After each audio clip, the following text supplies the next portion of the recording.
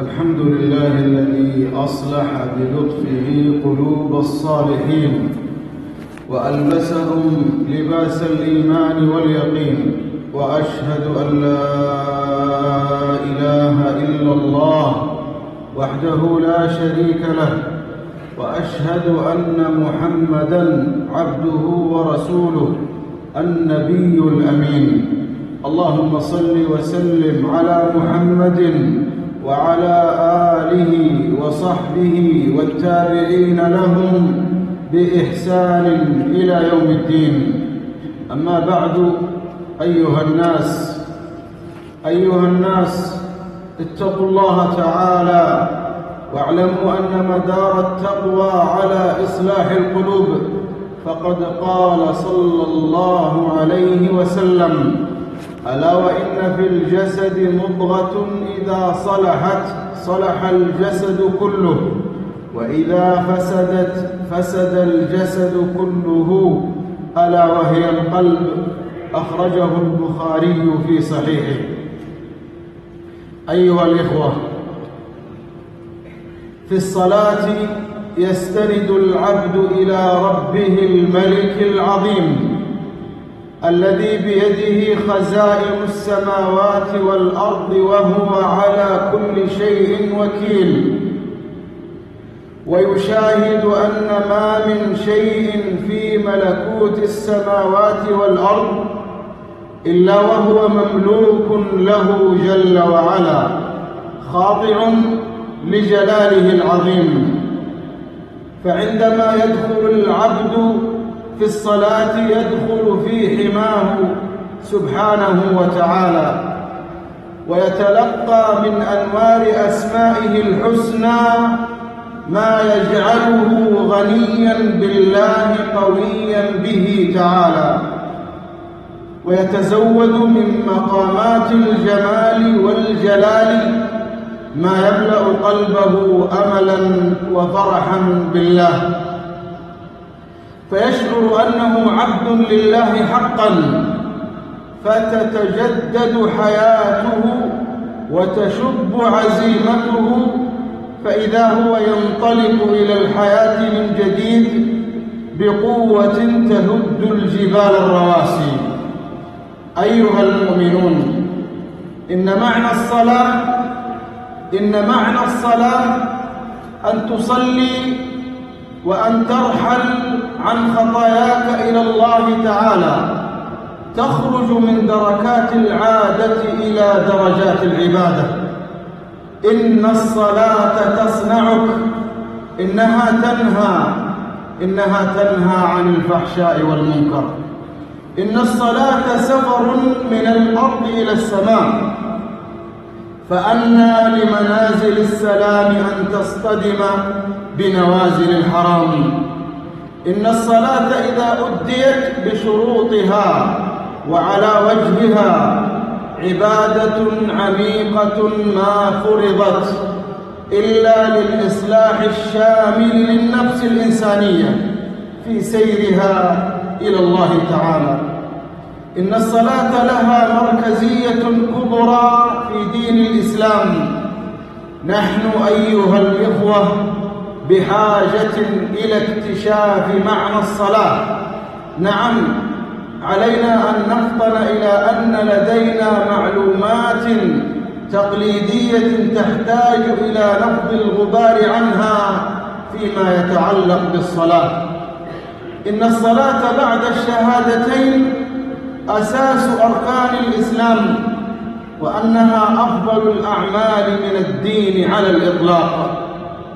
إن الصلاة يا عباد الله هي الغاية العظمى التي من أجلها خلق الإنسان ابتداءً، وهذه حقيقة قرآنية كبرى. فالكون كله بذراته ومجراته دائر في فلك العبادة ركوعاً وسجوداً لله الواحد القهار. قال الله تعالى في هذا المعنى: ألم تر أن الله يسجد له من في السماوات ومن في الأرض والشمس والقمر والنجوم والجبال والشجر والدواب وكثير من الناس، وكثير حق عليه العذاب، ومن يهن الله فما له من مكرم، إن الله يفعل ما يشاء. أيها المؤمنون، إن الصلاة إذا ما قورنت بغيرها من العبادات فهي أشمل، فبالصلاة يكون العبد عابدا لله بكل شيء، وبدونها يكون كافرا أو عاصيا له في كل شيء. ولذلك كان أول مؤاخذة ذكرها الكفار على أنفسهم وهم يعذبون في نار جهنم أنهم لم يكونوا من المصلين.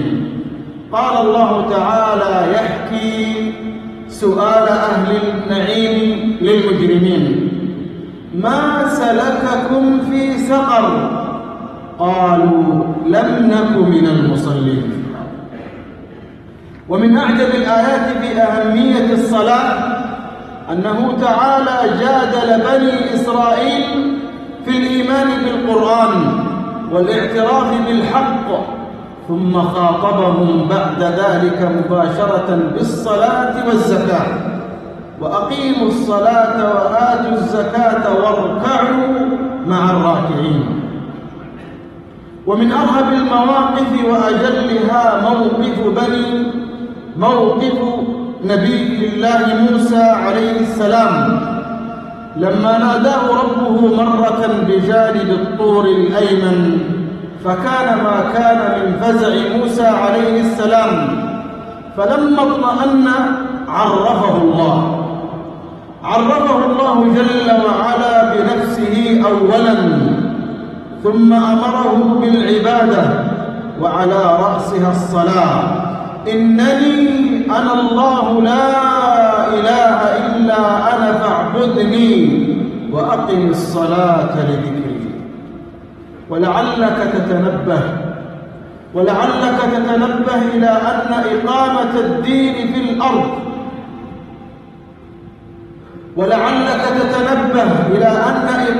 الدين في الأرض وما يحتاج من دعوة وجهاد إنما غايته الصلاة. الذين إن مكناهم في الأرض أقاموا الصلاة وآتوا الزكاة وأمروا بالمعروف ونهوا عن المنكر ولله عاقبة الأمور.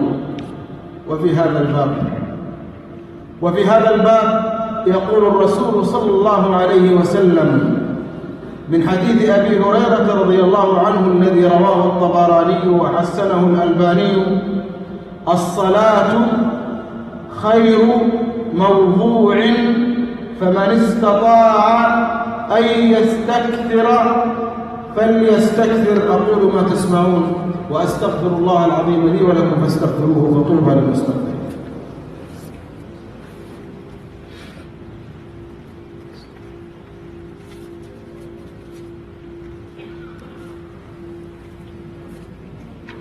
الحمد لله الذي تواضع كل شيء لعظمته، الحمد لله الذي استسلم كل شيء لقدرته، الحمد لله الذي ذل كل شيء لعزته، الحمد لله الذي خضع كل شيء لملكه. أيها المؤمنون، اعلموا أن الله أمركم بأمر بدأ فيه بنفسه وثنى بملائكته المسبحة بقدسه، وأيها بكم أيها المؤمنون من جنه وإنسه، فقال تعالى: إن الله وملائكته يصلون على النبي يا أيها الذين آمنوا صلوا عليه وسلموا تسليما. اللهم صل وسلم وزد وبارك على نبينا محمد ما تعاقب الليل والنهار يا رب العالمين، وأعرض عليه صلاتنا وسلامنا في هذا الوقت المبارك يا أرحم الراحمين. اللهم أعز الإسلام والمسلمين، اللهم أعز الإسلام والمسلمين، اللهم أعز الإسلام والمسلمين يا قوي يا عزيز يا متين، وأذل الكفر والكافرين والمنافقين يا رب العالمين. اللهم آت نفوسنا تقواها زكها أنت خير من زكاها، أنت وليها ومولاها. اللهم ارزقنا ذرية صالحة تكون لنا عملا صالحا بعد الممات يا أرحم الراحمين. اللهم استرنا على الأرض وارحمنا في بطن الأرض واغفر لنا يوم العرض يا أرحم الراحمين. اللهم فرج هم المهمومين من المسلمين، اللهم فرج هم المهمومين من المسلمين، اللهم فرج هم المهمومين من المسلمين يا رب العالمين، ونفس كرب المكروبين واقض الدين عن المدينين يا أرحم الراحمين. اللهم طهر قلوبنا من النفاق، اللهم طهر قلوبنا من النفاق، وأعمالنا من الرياء، وألسنتنا من الكذب، وأعيننا من الخيانة يا أرحم الراحمين. اللهم إنا نسألك الهدى والتقى والعفاف والغنى، اللهم إنا نسألك الهدى والتقى والعفاف والغنى يا أرحم الراحمين. اللهم إنا نعوذ بك من منكرات الأخلاق والأعمال والأهواء يا أرحم الراحمين. اللهم اغفر للمؤمنين والمؤمنات والمسلمين والمسلمات الأحياء منهم والأموات يا أرحم الراحمين. سبحان من أيقظ العيون بعد المنام، سبحان من أضاء الكون بعد الظلام، سبحان ربك رب العزة عما يصفون، وسلام على المرسلين، والحمد لله رب العالمين.